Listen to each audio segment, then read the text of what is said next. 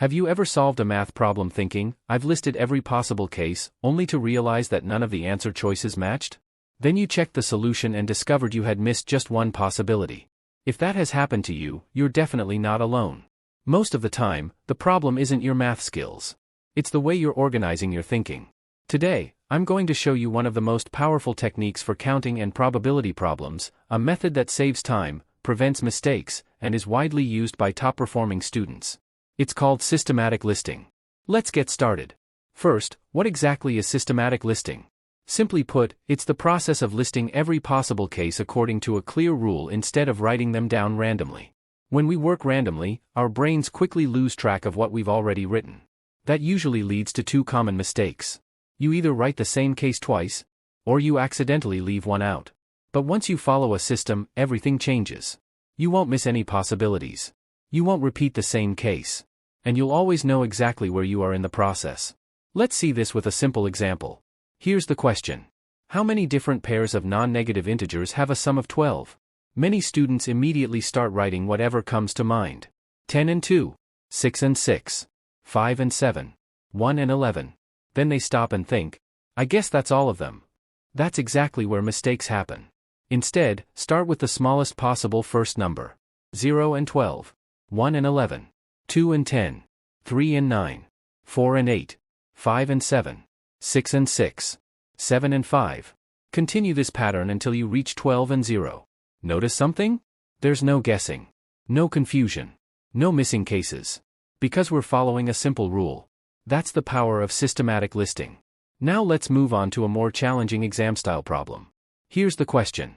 Denise and Layla are playing in a charity tennis tournament. A set ends when one player wins either 2 consecutive games or a total of 3 games.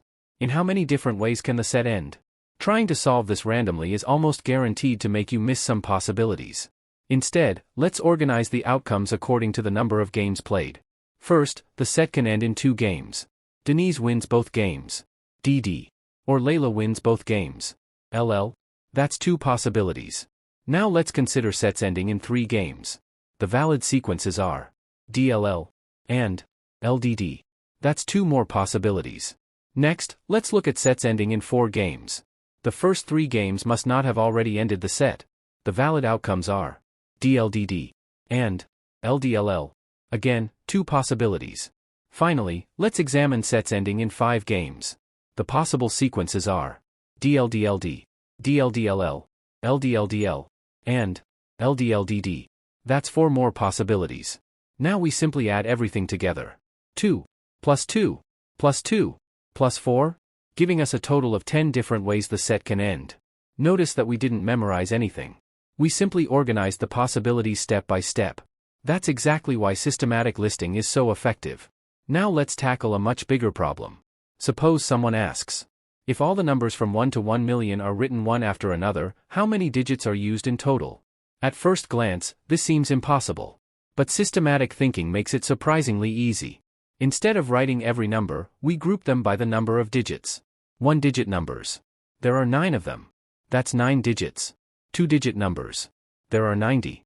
Each has 2 digits. That's 180 digits. 3-digit numbers. 900 numbers. A total of 2,700 digits. 4-digit numbers. 9,000 numbers. 36,000 digits. 5-digit numbers. 90,000 numbers. 450,000 digits. 6-digit numbers.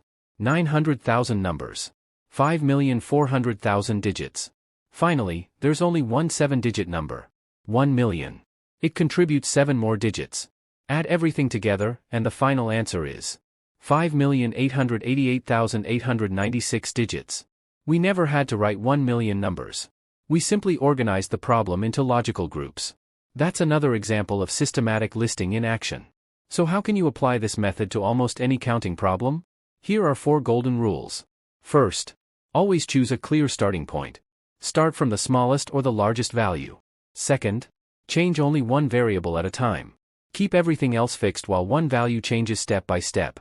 Third, use tables or tree diagrams whenever necessary. Visual organization dramatically reduces mistakes.